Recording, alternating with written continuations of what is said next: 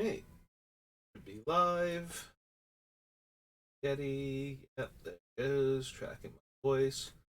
That's true. I did not change the bitrate of the computer from last time, so we might drop some frames when I go searching for stuff. But other than that, we should be good for at least deck construction purposes. So yeah, it's kind of late for me. Usually, I've done like one stream already, and then I try and do like a second stream where I play some arena, but I'm run down. Um, I'm still very sore along my back. Like, not, I'm getting better, it feels like, but better and recovered are two very different things. When I was in a lot of pain before, and I'm in some mild pain now, so. And I am just pretty run down, but I thought doing the stream might give me a little touch of energy. So, and I want to work on Urza because between the holidays and my computer issues and my health issues, I have not gotten to do a lot. And we get to start off today. I didn't even realize this. Um, of all the sets we could start off with what's been going on with Wizards lately, I have not watched anybody's recap of the statement they made about the new open gaming license for D&D, but I have seen the clickbaity titles and the thumbnails, and not a single one of them is anything better than neutral, and most of them are very, very, very negative. Um, and I have like a half joke, but I'm not even sure if it's going to be a joke. It's like if I start talking about things that are very specifically D&D, like things that Wizards maintains the copyright on and you can't just use even with the original open gaming license without negotiating with them first. You know, there are most things in the D&D books you can use towards building your own game or your own module or something um, for D&D under the old open gaming license, um, with only the caveat that you have to say that the players who are going to use your material are required to have the core rule books for whatever edition you're using. Like I did a lot of 3.0, 3.5, so that would be the original DM's guide, the original player's handbook, and the original monster manual. You need those three. You need to tell people they need those three books in order to use your product under the old open gaming license, because you have to acknowledge that you're using the D&D rule system and you can't reproduce the rules beyond, like, you can't include enough to have functionally the player's handbook and the DM's guide, and you can't use certain very specific to D&D races that aren't generic. Like, you can use elves, but you can't use like illithids or beholders or whatnot, because those are very specifically D&D fantasy creatures, as opposed to, even though, you know, illithids are just knockoff mini Cthulhu's, they still have enough uniqueness to them that they are a copyrightable fantasy monster race. Obviously, people have gotten around that. Like Final Fantasy loves its, instead of octopus-headed monsters, the squid-headed monsters. One of which is called frequently the Mind Flare, and has a psionic attack of its own that usually causes confusion or allows it to manipulate your characters in some other way. And that's, you know. But anyway, so that was under the old open gaming license. Under the new one, um basically anything related to D&D, including, like, if I understand how feats work in 3.5, which I do, and I want to make my own homebrew feat and then I want to publish this homebrew feat on like a website or something so that other players can use it. Um, Under the old Open Gaming license, that was my feat, and parallel design being what it is, it's kind of hard to just, with something small like that, to just go, oh, that is entirely mine and nobody else can claim that they came up with it, you know. But at the same time, it's narrow enough that, I'm not infringing upon anybody else's right to the open gaming license by printing it, even though it might be the same or very functionally similar to other things. In fact, D&D does that all the time in its own core rulebooks, where they have a feat that shows up in one of their non-core rulebooks, and then another very similar feat with a slightly different name, slightly different requirements, and usually the same game effect, and they're usually like so close that almost anybody who could meet the one requirement can meet the other one type of deal, and it winds up being the same effect because it matches the flavor, and they had different writers on the two books, and they didn't realize that, it's functionally an identical feat. Sometimes literally functionally identical, like the name changes, and it's obvious that they didn't mean to just reprint the feat, because sometimes they do reprint the feat in another book. And the same is true for like magic items, spells, prestige classes are a lot harder to accidentally do that with because there's so much game text for them. But anything with a very simple, like paragraph or less of game text can easily produce the exact same result under, parallel design. But anyway, under the new open gaming license, like, let's say I've made like 30 feats though, and I went to like one of the websites that publishes homebrew stuff for like a small fee. Like you pay them like 50 cents or something, and you gain access to my list of feats and like all the things I put like a lot of time and energy into it. Or even if I don't, like, let's just say I slapdash it up there, but it looks good enough and it meets whatever standards they have for putting things up, and they're like, okay, so every time somebody, downloads the PDF or whatever, I get like, a quarter or something, or 30 cents, and they get like the other 20 cents or something, for like my one little like 3-page document. And now the way under the old open gaming license, that was fine.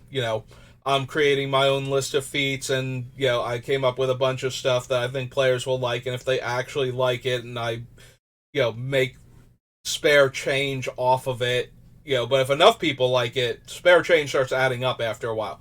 Under the new open gaming license, Wizards can go, first of all, I have to send Wizards basically an account statement of how much money I am making off of selling those feats, like that little 3-page document worth of feats, and then Wizards is entitled to a certain percentage of my profit from that document. And if I don't send it to them, they can sue me. If I don't voluntarily send them that I am making money off of D&D under the new open gaming license, technically they can sue me for that too.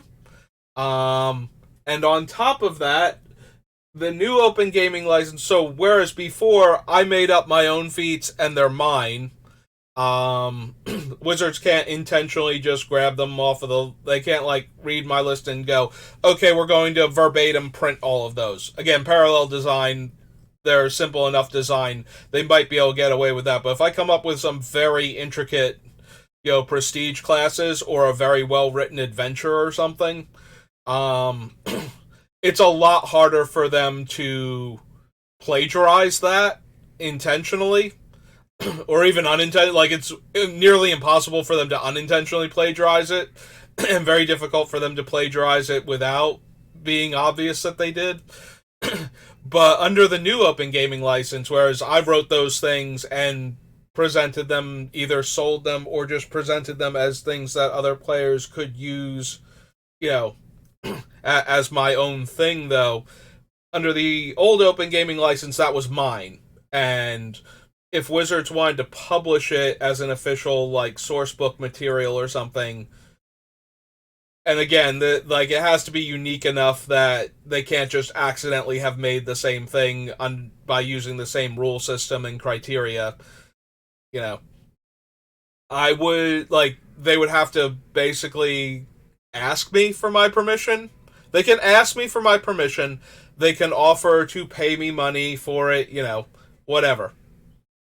Under the new open gaming license, by me creating stuff for D&D, Wizards now has the right to that material because I put it out there. You know how a lot of companies have, if you send unsolicited material to us, like, if you actually read any of those, like, open license agreements, when it pops up, it's like, you must read and agree to the terms of the license in order to use, like, this program on your computer or something. If you've ever actually read some of the legalese on that, one of the things that they almost always include, and all companies usually have some variation on this, because if you create something based on their thing, and there's no open license for creating stuff for it,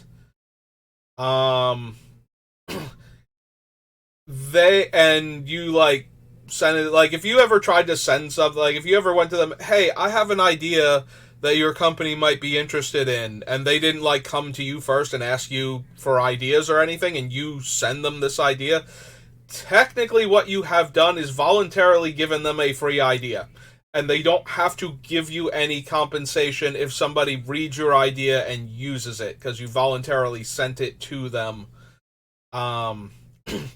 As a thing. They also tend to make blanket statements that they don't read unsolicited things intentionally, so that way, if parallel design does kick in and they make your thing, they're not accountable for the fact that you mailed it to them unsolicited and then they just mysteriously came up with the same idea. Like, you don't get that unless you had already somehow successfully copyrighted the idea beforehand and it was unique. But sending it to them unsolicited is, where they didn't ask you for your advice on anything, means that they can just kind of take it and run with it. And a lot of companies that do things where you create content on your own for things have, like, different rules on how much of it they have control over.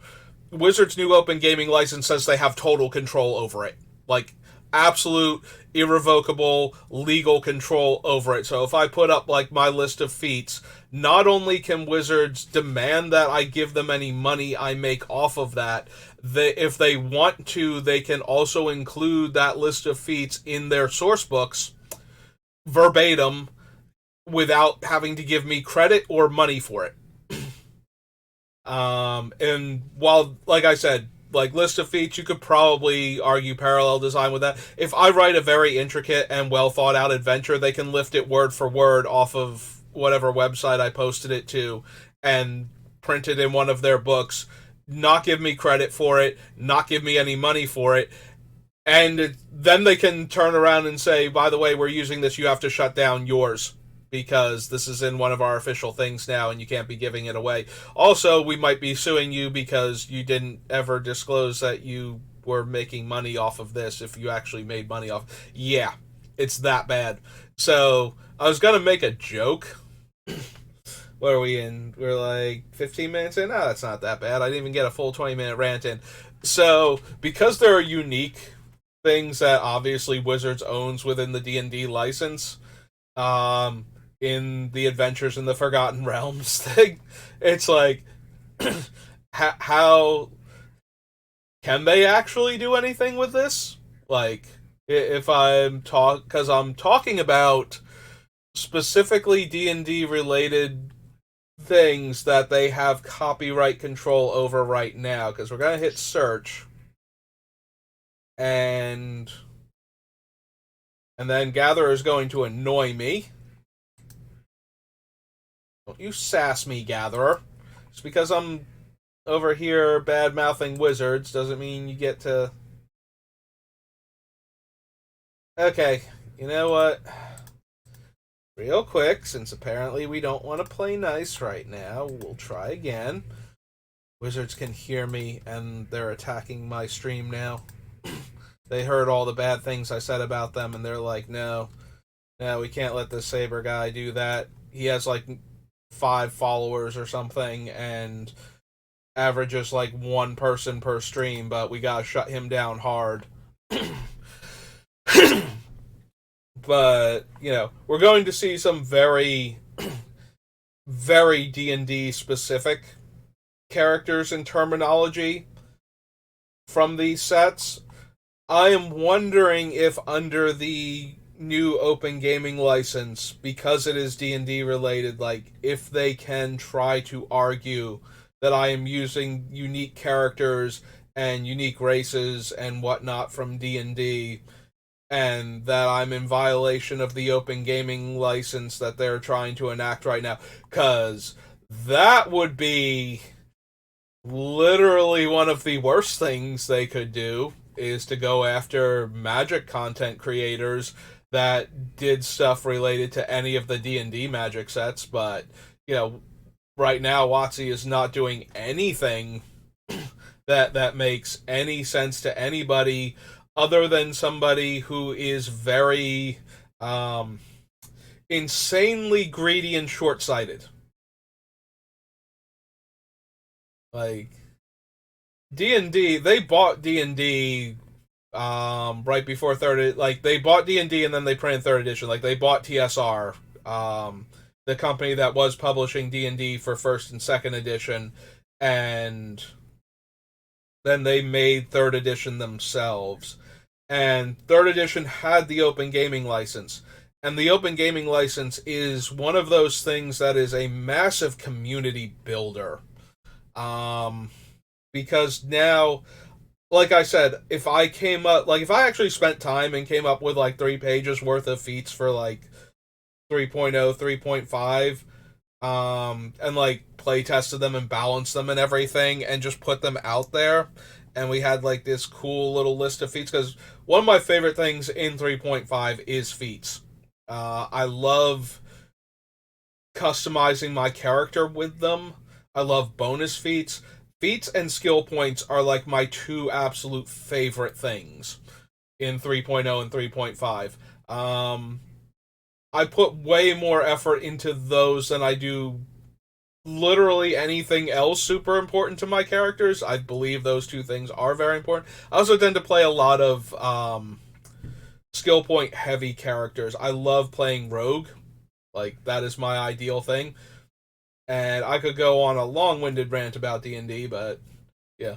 So, people put time and effort and energy. There are a lot of very creative people that aren't in a position to do a lot of creative things professionally, and they use games, like they use other medium to express that creativity that they can't do for their job. And the open gaming license gave every D&D nerd with writing chops or artistic talent like free reign to express themselves in ways that a lot of other things can't, and it helped build a very strong community. Nobody loves talking about the things that they do for their hobby, I think, more than tabletop gaming nerds. Like, every single person who has played more than a couple sessions of any tabletop game probably has a story that is very near and dear to them that most people won't care about, but they'll listen to because they want an excuse to tell this person their tabletop story. Um, like, everyone does. I can. Not only do I have stories about cool stuff I did, I have stories about cool stuff other people in my party did that I will always love and cherish. And that interaction between me and the other players and the DM, or me being the DM and interacting with the players, those type of things, when you can then share them with other people in lots of different ways, those really create, like, a very impressive community. Like, I think the D&D community before this open gaming license change was one of the more um, wide open, welcoming for the most part. Like, there are obviously D&D subgroups that fit all of the old negative stereotypes still, like they're still there and still out there, but most D&D groups I have met have been way more welcoming and open-minded than even like the Magic community. Like more, they have been more so that naturally than Wizards has wanted Magic to be forcefully, but by insisting upon it so hard. Instead D&D kind of lets it come naturally and encourages it on the broad scale, um, but doesn't police it as hard at the same time. Like, it just kind of lets it happen. I've always felt. Maybe I don't know. Maybe that's not true for some of the more minutia, but outside of like the actual like Wizards controlled D&D forums and whatnot, I feel like the game itself is just very. I've played with more groups of people, and I don't think anybody has ever been shot down over doing almost anything from the weird, the unique, the macabre, the anything that was less socially acceptable at the time. Growing up in the 80s and 90s, I feel like D&D was way cooler with a lot of that stuff than anything else would be. Like, you wouldn't be able to have anything remotely resembling a conversation about some of that stuff during almost any other hobby, the way D&D kind of encourages it, so, or allows for it at least. And if everybody in the group's cool with it, it flies in that group, and people build really strong communities that way. Like, I had a campaign that lasted for, what was it, like 8 years? Like, a single campaign. I know there are campaigns that have lasted longer. There are some campaigns that are ongoing that started before I was born. Um, like, they're rare, but they happen. Just knocked my headset off my head. So, like, revoking the open gaming license is more stupid, greedy, and self-destructive than everything Wizards has been doing with Magic the Gathering in like the past year. In one single act, they did something that was so horrible to one of their games that it makes me look at Magic and go, well, thank God it's not D&D right now.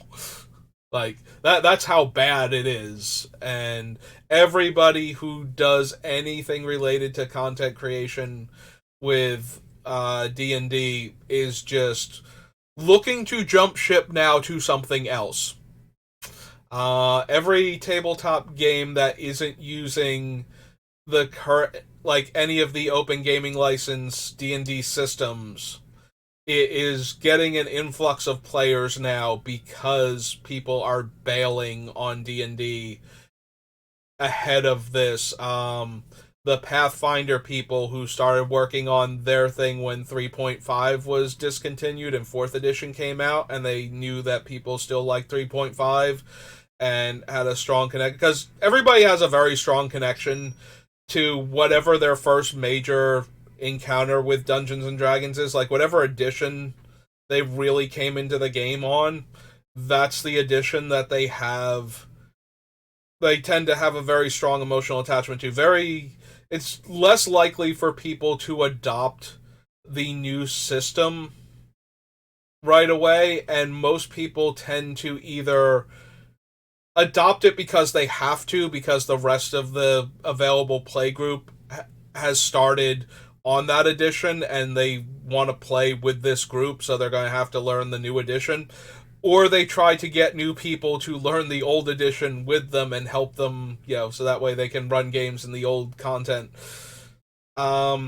So when 3.5 was discontinued, Pathfinder was like, well, we have the open gaming license now. We're going to make like 3.5 content still effectively with our own campaign setting and whatnot, and that continued. And now obviously that version has to stop, but the people that make it are currently working on a new game system in response to the new open gaming license, and a lot of other people are doing similar things because Wizards wants to freaking gouge everyone that makes content for D&D. Like they want a significant portion of the money. Like we are talking, I think minimum 20% was the numbers I heard thrown around. Like minimum a fifth of the money that you make off of something. Um they want that.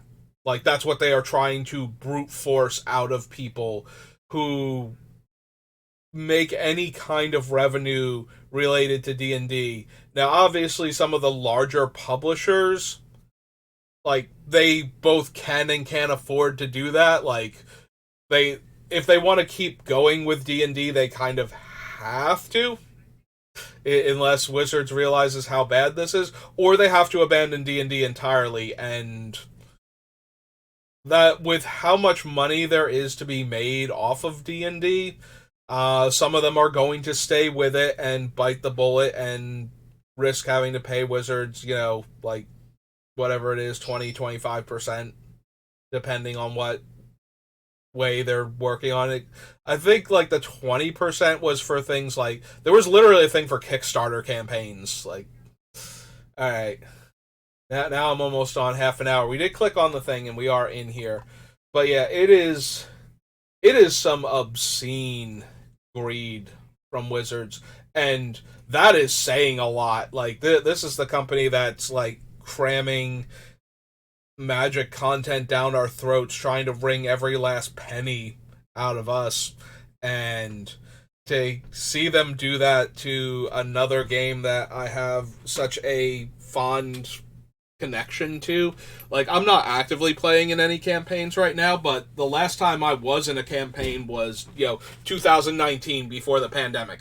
Um, we had just finished like the 7 year one, and we were starting on a modern horror campaign using the D20 3.5 system, that I was running, and like the pandemic hit and we had to stop getting together, and then one of the players moved away, and I haven't been in contact with one of the other ones who was one of the fire. We used to play at one of the local firehouses because a lot of the players that were active in the previous campaign were all volunteer firefighters. So we would use the firehouse common room on like a Thursday night for me to run the campaign. So, and we had good times. I definitely enjoyed it. My brother played in it. He had a good time. He still likes to reminisce about some of the cool things he did. So, so yeah, I do have a strong affection for D&D. Not as strong as Magic, but D&D is certainly a thing that I have done for decades, and would have before now encouraged anybody who is interested in it to give it a try. With the open gaming license thing going on right now, I would have to say that I would encourage you to try literally anything else tabletop RPG related, because this is abysmal. Like they are doing stuff to this community and this game that makes all of the awful things they've been doing to Magic for the past like year. Like I said, technically a couple years. There's been some stuff that's been in the works for like years, but I mean like they have like the the amount of greed displayed for the 30th anniversary $1,000 booster box thing it is a drop in the bucket compared to the greed on display from the open gaming license thing. That's how horrible this has been for everybody who creates content related to D&D.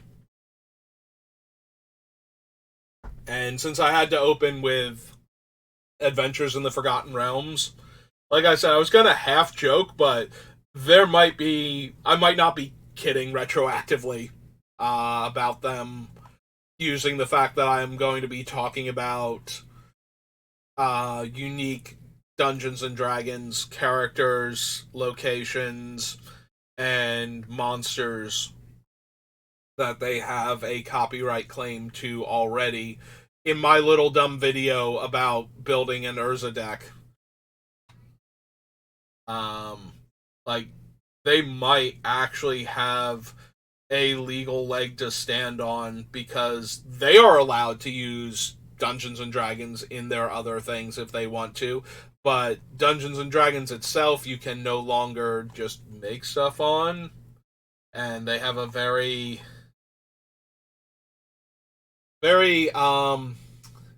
scummy, disgusting, um, greed laden wording to their new open gaming license that makes it sound like they might be able to, or it could at least try to.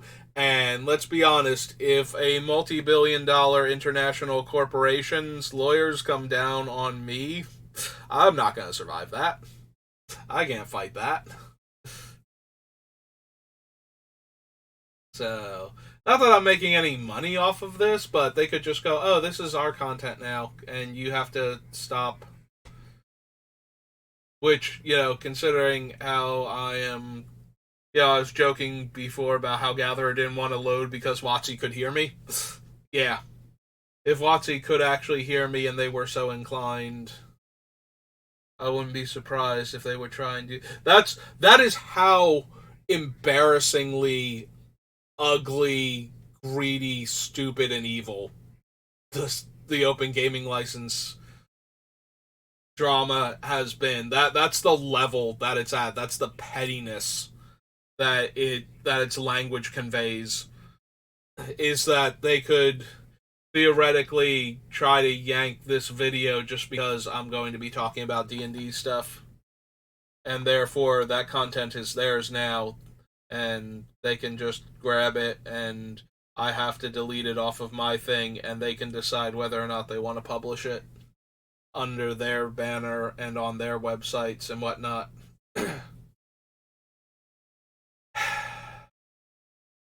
Yeah. Okay.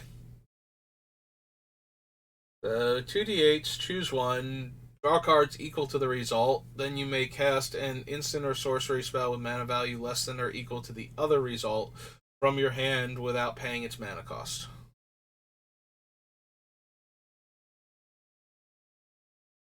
Yeah, there's no way that's worth 7 mana. Like, if you high rolled both of them and you got to draw 8 cards and play an 8 drop for free on your 7 mana sorcery, that would be pretty nuts. But if you got like a 4 and a 3 for 7 mana at sorcery speed, if you got an opportunity that let you Baral's expertise a spell real quick, would that even be worth it? I don't think so. And God forbid you actually low roll that thing and you get to draw a card and then play a 1 drop for free. Roll a d4, create a number of treasure tokens equal to the result, and the player next to you on your right gains control of the ever full purse. Nope. I mean, we do have stuff that cares about artifacts that we have in play, but I am disinclined to have to pass around the purse. Ender sphere, component pouch. Move a component counter from it, add 2 mana of different colors. Tap, roll a d20. So you can put charge counters on. We don't have anything that proliferates, though, so if we did and we could start proliferating with this thing more often, maybe. I still prefer Coalition Relic for that, because if you proliferate hard enough, um, sometimes you can actually wind up netting mana from this thing.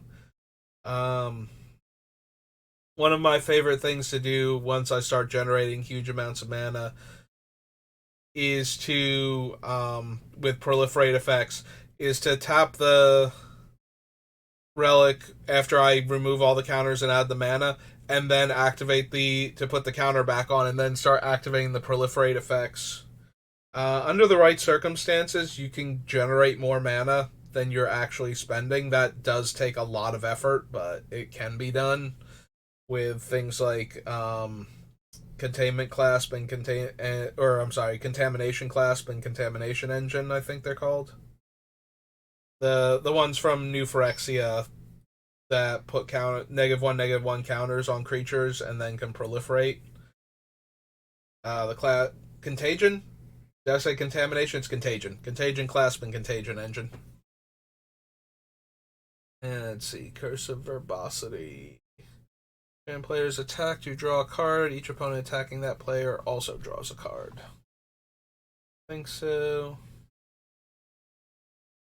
Roll a d20, add the number of cards in your hand. 1 through 14, you draw X cards.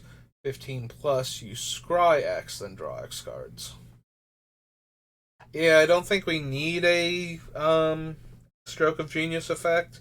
Also, the triple blue is going to be a little bit questionable with this deck compared to some of my other decks. There's a lot of colorless mana sources on my list, so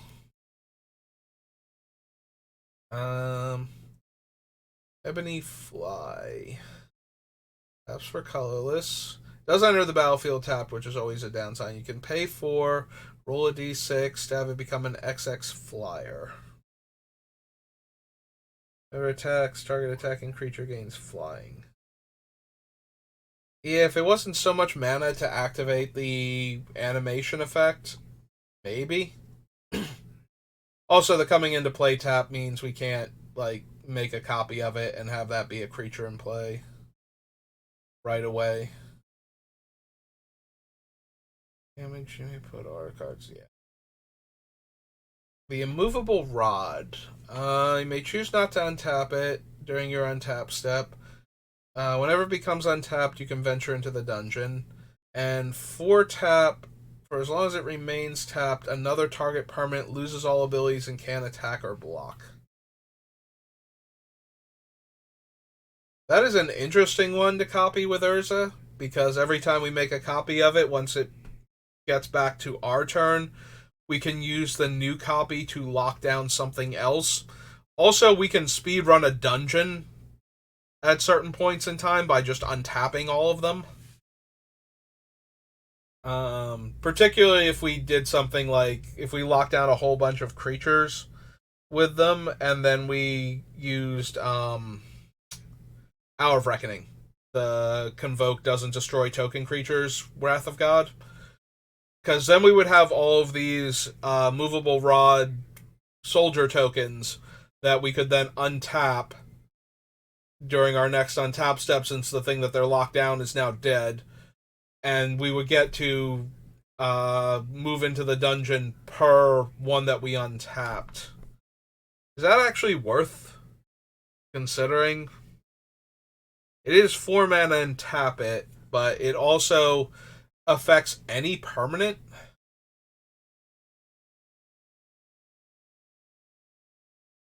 I mean, we do run the risk of somebody kills one of our little dinky soldiers, who would only be a 3/3 most of the time, or a 1/1 if Urza is gone, and then somebody manages to kill a whole bunch of them, and now all the other stuff that they've been targeting up until this point is online. I think I might still be down for it, or at least consider it. So it's actually up by the other one, but let's scroll down here to the commander section and do the immovable rod. Wait for an artifact.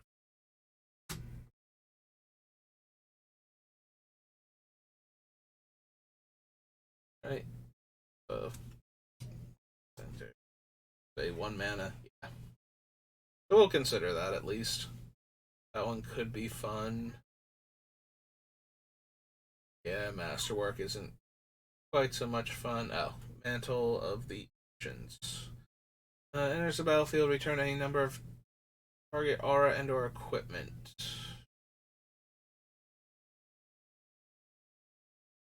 The creatures you control can't be blocked by legendary creatures. Whenever one or more creatures you control deal combat damage to a player, venture into the dungeon. Oh, and it is one or more, but it would be to different players. So if we were able to, say, get a creature through on 2 different players, we would get 2 ventures into the dungeon. But whereas the immovable rod is doing something else in the meantime by locking down a creature, um, or a permanent actually, like we can lock down planeswalkers, artifacts, lands even. The Pathlighter, on the other hand, um, isn't doing a whole lot other than venturing into the dungeon, and I don't think the dungeon itself is going to be worth the effort. Draw your second card each turn. Create a 1/1 blue illusion token with +1 power for each illusion. You may put a permanent card with mana value less than or equal to that creature's power from your hand onto the battlefield. I don't think so.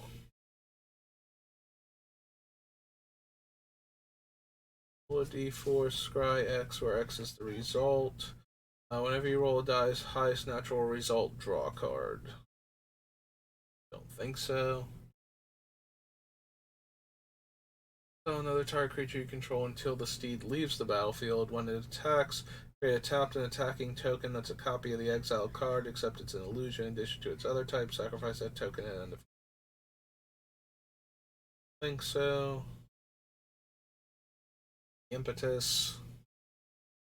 6 mana, 3/6, flying lifelink. Radiant Solar or another non-token creature enters the battlefield under your control, venture into the dungeon. Discard the soldier, venture into the dungeon, and gain 3 life.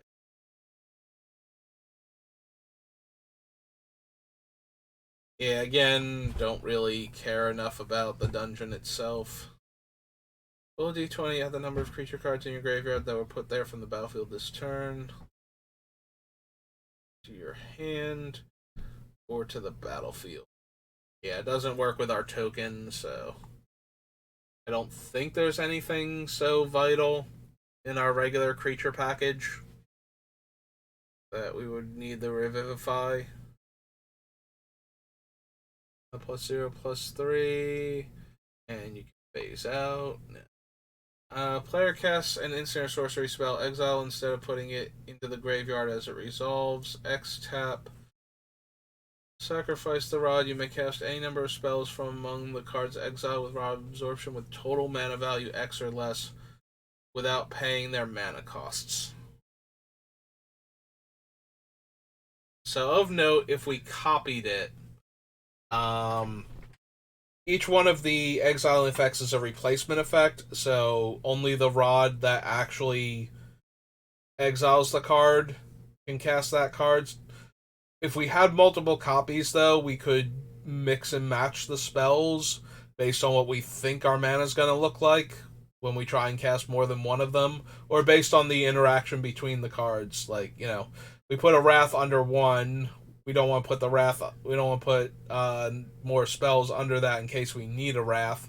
But at the same time, if we play the Wrath, we lose access to not only everything underneath that one, but all of the others as well. So, or more accurately, if we want to cast one of the other spells without casting the Wrath, we would lose access to the Wrath if we wanted to cast the other spells on it.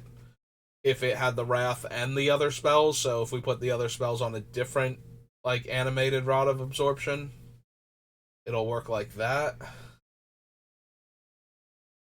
That being said, I don't think so.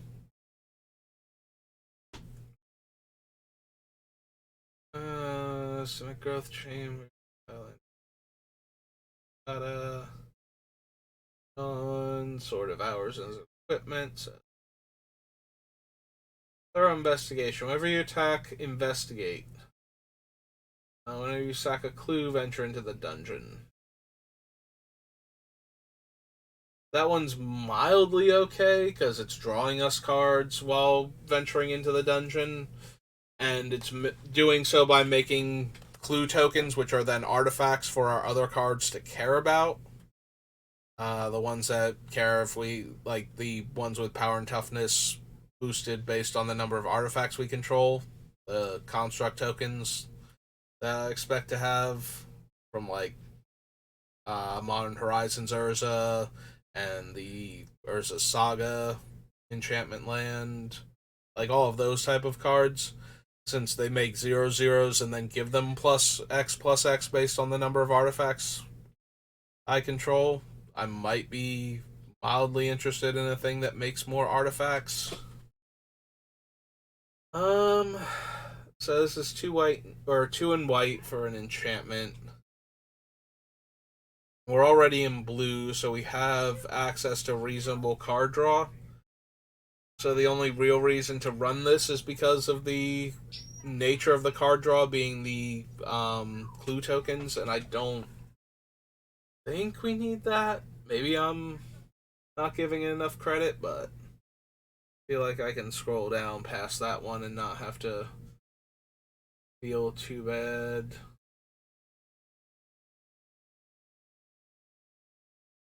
Don't think we need the rift. Destroy each creature with power greater than or equal to the result. Then create a number of 2/2s with vigilance equal to the other.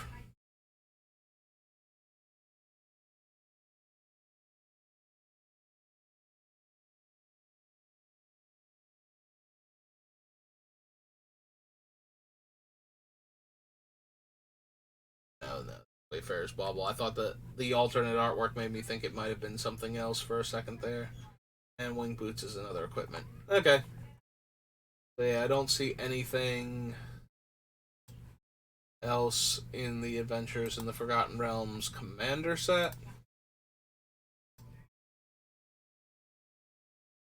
Now we want to do the regular set. If there are any cool artifacts or anything that would be incredibly good to turn into an artifact. I think so. Arborea Pegasus. No. Bag.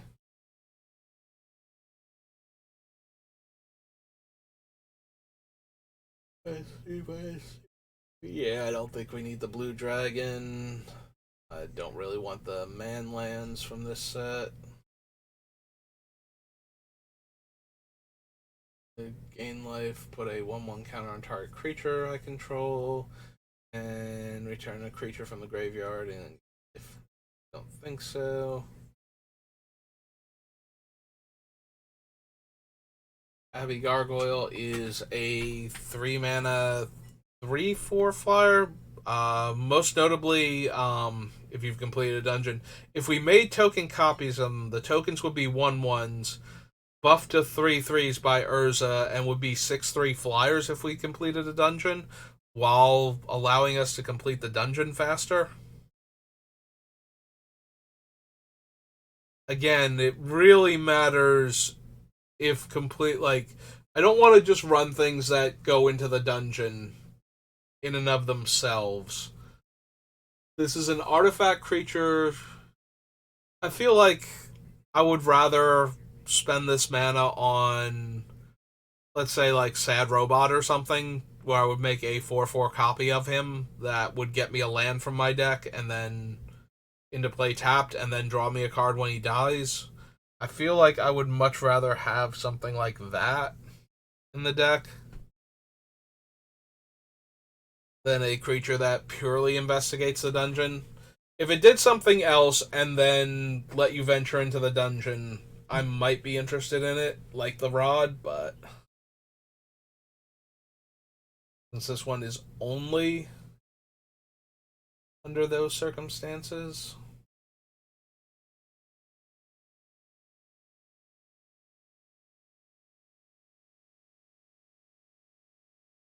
Heck no. Delver's Torch, no. Uh, Enter into the dungeon. I can return it to my hand. No. No. No. Enters the battlefield. Tap it and up to one target creature opponent controls. They don't untap during their controller's next untap steps. Think so.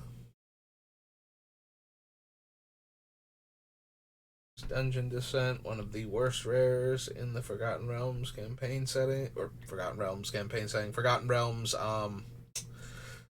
set.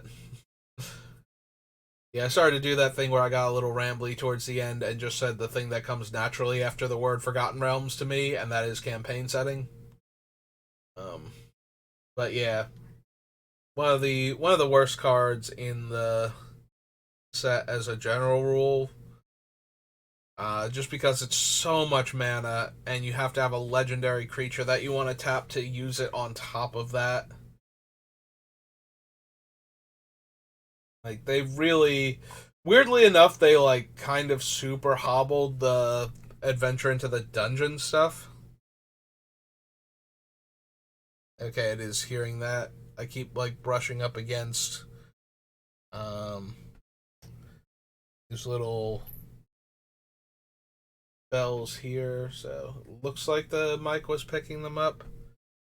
They're part of some Christmas decoration, it looks like, that's kind of like slid out from underneath the miniature wall of stuff to my right, next to the microphone and everything. So, trying to avoid brushing up against them, but they are like right where I put my elbow. Alright, so if we're going to go into the dungeon, what do we get from Mad Mage again? Gain a life, then scry one, then either get a treasure, which makes another artifact token, stops a creature from attacking until our next turn. Scry 2, exile 2 target creatures from your library. You may or exile the top 2 cards, not top 2 creatures. Um, you may play. Oh, you may play them. Hmm.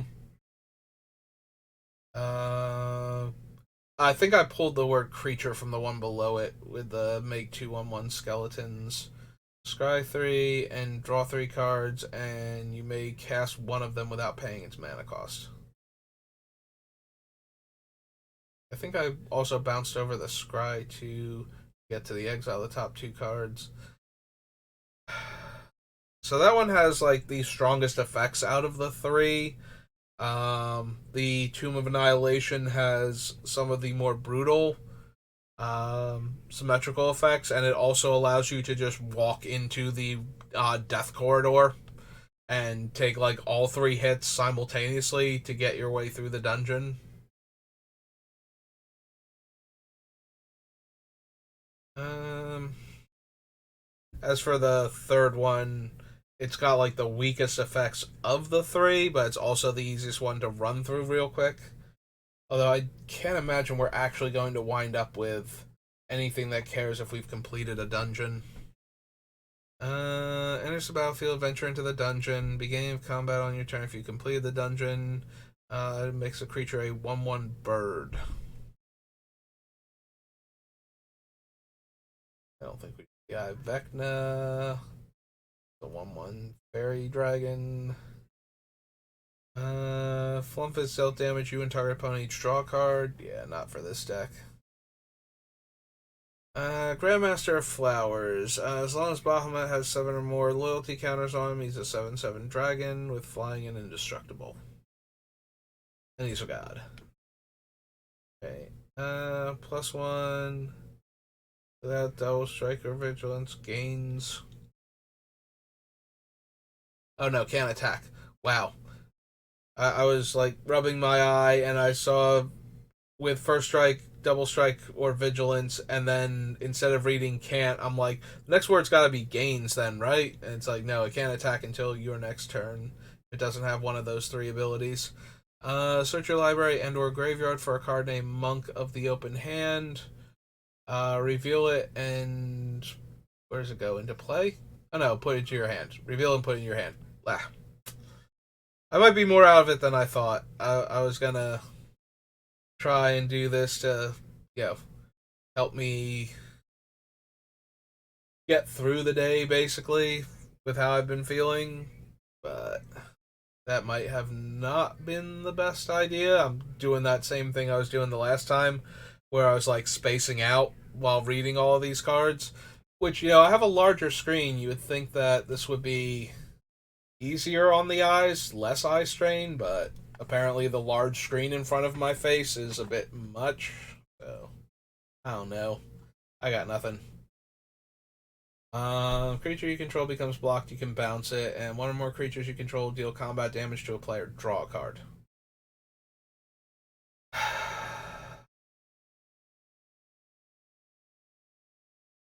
We're basically drawing one extra card turn. The problem is the tokens, again, anything that protects the creature by bouncing it or flickering it is terrible with all of our tokens.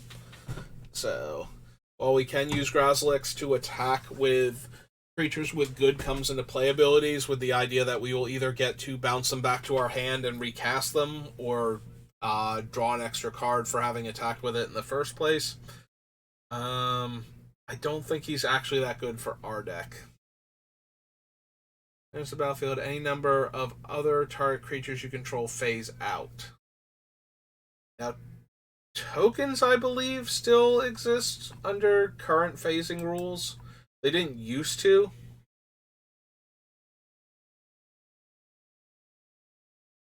The phasing.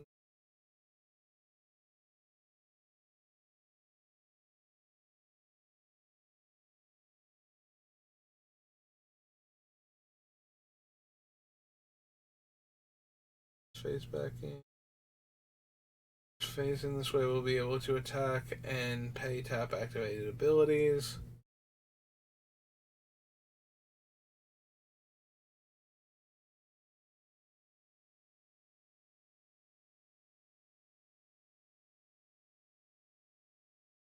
Permanents at the end of the battlefield are remembered when they phase in. Opponent gains control of one of your creatures and then it phases out. Okay. Yeah, I don't see anything on Guardian of Faith for the token question. I feel like tokens phasing out still exist now. They didn't used to. They used to be a big deal, primarily in formats where phasing was legal and Batterskull was a thing. Because if you phased out the token, the germ token, what would happen is everything attached to it also phases out. So equipment and enchantment like auras also phase out, and then the token would cease to exist. And since it can't phase in, the things attached to it can't phase in. So you would end up exiling the Batterskull forever. And that used to be a thing that was done. So, alright. Guild Thief. I think so. No. Go to the hall. Room abilities trigger twice. Vecna, no. Icing Death, no. Top 4 cards of your library. Artifact card from among them and put in your hand. Put the rest on the bottom of your library in a random order. One or more artifacts enter the battlefield under your control. Put a 1/1 counter on the Smith. This ability triggers only once each turn.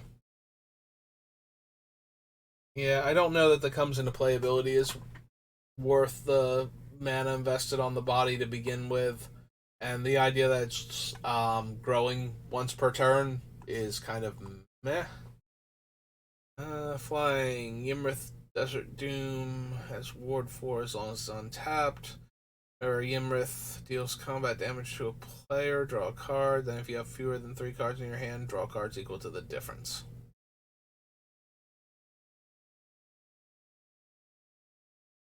Okay. Just needed to pause for a second. I've been doing okay on the cards, but got a little blurry there after reading. You get scry 1/1 goblin or treasure, 1/1 counter on target creature, or each opponent loses 1 life and you gain 1 life, or -4, -0. And the last room is draw a card. So that one's super underwhelming. I would much rather speedrun the Mad Mage's Dungeon or the Tomb of Annihilation. Warhound enters the battlefield if an opponent controls more lands than you. Search your library for a basic plains and put it onto the battlefield tapped, then shuffle. I don't think we need the Mind Flayer or the Mimic for that matter. Minimus Containment is kind of whatever. The second spell you cast each turn costs 1 less to cast. Return up to 1 target non-land permanent to owner's hand.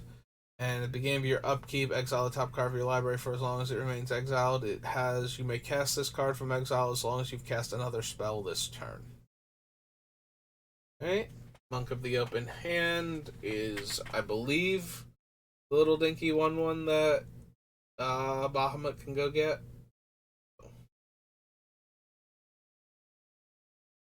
Enchantment card, reveal it, shuffle, and put it on top. It is a 3-mana 3/2, but still. Think we need that. Good old Mordenkainen, his big old card advantage and giant dog. Exchange your hand and library, then shuffle. You get an emblem with you have no maximum hand size.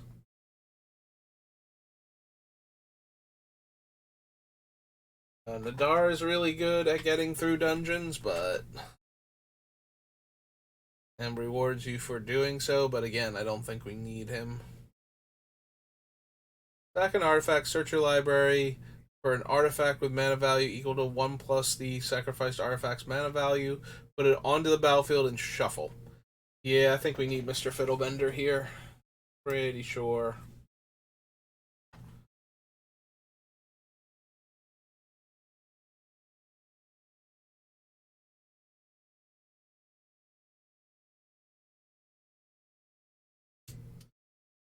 Oswald. Fiddle. Sure. 1 white. I believe he's a Gnome Artificer 2/2. Gnome Artificer 2/2.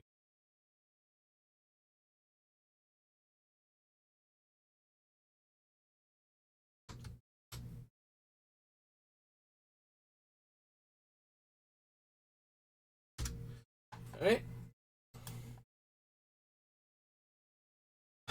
Makes my opponent's spells cost more on my turn. Gives my guys 1/1, and then the huge buff when attacking. I don't think so. Go to that one. Paladin Shield, no. We need Pixie Guide for anything. Text, Venture into the Dungeon, no. Plate Armor is funny to me, but... Oh no, sorry, not Plate Armor. I'm thinking of Weapons Rack. I saw the artwork, and I'm thinking of has 3 counters on it. But yeah. Huh. Come to think of it, now that I'm saying that out loud, that would mean that serrated arrows would just instantly explode because it would be a 1/1 getting +2/+2 from Urza and then -3/-3 from the -1/-1 counters it's naturally holding. I believe there are -1 counters and not like arrowhead counters or something. It's entirely possible they might be arrowhead counters because they were from a set old enough to not want to use charge token or charge counters all the time.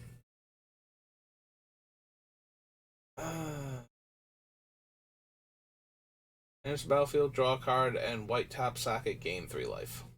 Eh. Oh, I did skip over plate armor because I didn't actually bother reading, although it's the equipment one, and then just skip portable hole entirely. Poor portable hole.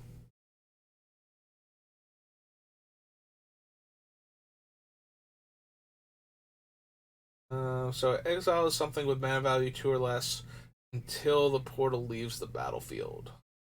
It can't be a land.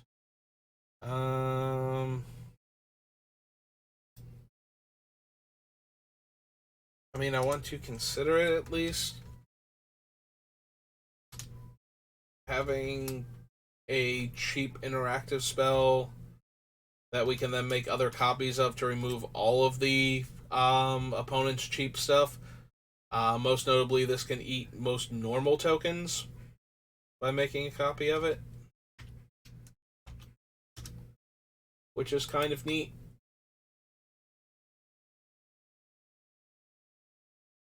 I don't think we care about Priest of Ancient Lore. Rally Maneuver, no. Untapped creature you control, venture into the dungeon, no. Ray, no. Prime Shield, no. Scion, Door, Shocking Grasp, Shortcut Seeker. I almost said Soldier. It's a human rogue. Silver Raven.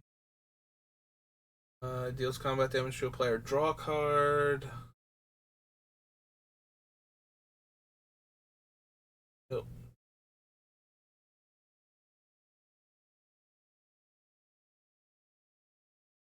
Hideous Laughter. Teleportation Circle might have some merit. I think we do have enough random artifacts that we would also want to have Flicker. Free white for an enchantment.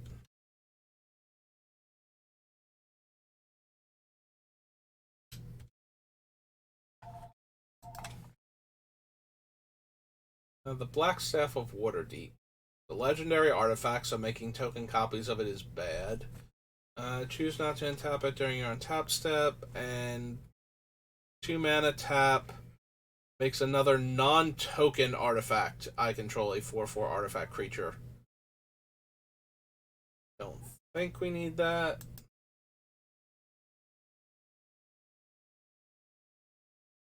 Beginning of your end step, if you gain 3 or more life this turn, make an angel. Exile Book of Exalted Deeds, put in light encounter on target angel. It gains you can't lose the game, and your opponents can't win the game. Unfortunately, it's legendary. There's the Tomb of Annihilation. Everybody lose a life, then lose 2 life unless they discard a card, then lose 2 life unless they sack a creature. Or we can just go down the Deadly Hallway and discard a card, sack a creature, and an artifact and a land. I forgot Oubliette also killed one of your lands. I thought it was discard a card and sacrifice an artifact and a creature. So yeah, no to that. Then at least no to that hallway. So that leaves the Dungeon of the Mad Mage as the primary one that we'll want to explore.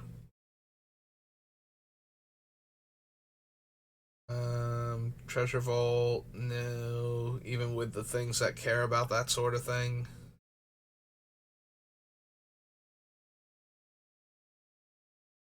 Yeah, it's an equipment, so no. Target artifact or creature becomes a copy of another target artifact or creature. Versatile, but not anything I'm like gonna go out of my way to put in the deck. So,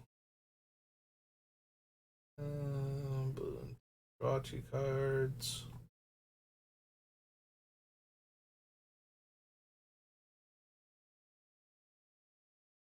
The Villain's Lair. Actually, turn a non-land permanent to owner's hand or +1 power and can't be blocked. Okay. Draw 2, discard 2, and counterspell. Creatures you control get +1/+1 until end of turn, or 5 damage to target attacking creature. A guard approaching is the hexproof one, or tap the creature. Return target creature you control to its owner's hand and gives +1/+3. And Yuanti Malison, who I used to love as a value engine in standard, just as like a 1 or 2 of in the deck, but who I never really used past that, and entirely to do my dailies.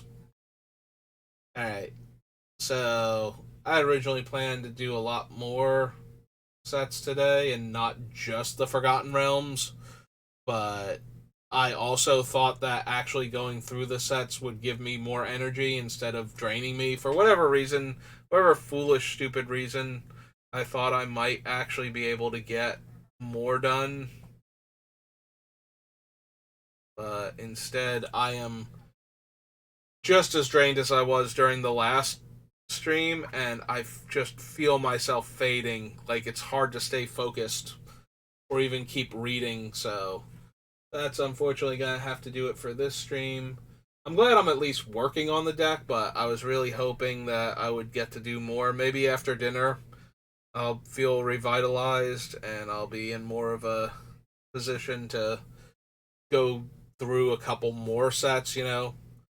We'll see how I'm feeling. If I feel at all like this, I'll just won't rather than starting another stream. But it did feel good to sit down and get behind the microphone, even if I spent like almost half the stream, unfortunately, ranting about Wizards and not even about what they're doing with Magic right now. But that whole thing is just so dumb. And as somebody who loves D&D and who can empathize with all of the D&D players out there, as Watsy, they've been slowly grinding down Magic, but they took a bomb to D&D and just tried to detonate it and destroy the whole thing in one go. And we'll have to see how that pans out, because I have not seen anybody who was even like anybody who cares about D&D right now and has seen this thing. It's not mild. Their reaction tends to be very extreme and negative, as opposed to like, oh, that sounds terrible, shrug, move on with my life. Like, obviously, if you don't care about D&D, a lot of people who would have the ability to parse what's going on with it and who bothered to pay attention to it for a minute might go, that's horrible, and move on. But yeah, that's going to do it for me. So thanks for watching. Hopefully, I'll feel a bit more energized next time. But yeah, I've just been so run down lately, and I wanted to do some work on Urza today. So I was hoping to do more, but we'll try again next time. I'll see you then. Have a good rest of your day.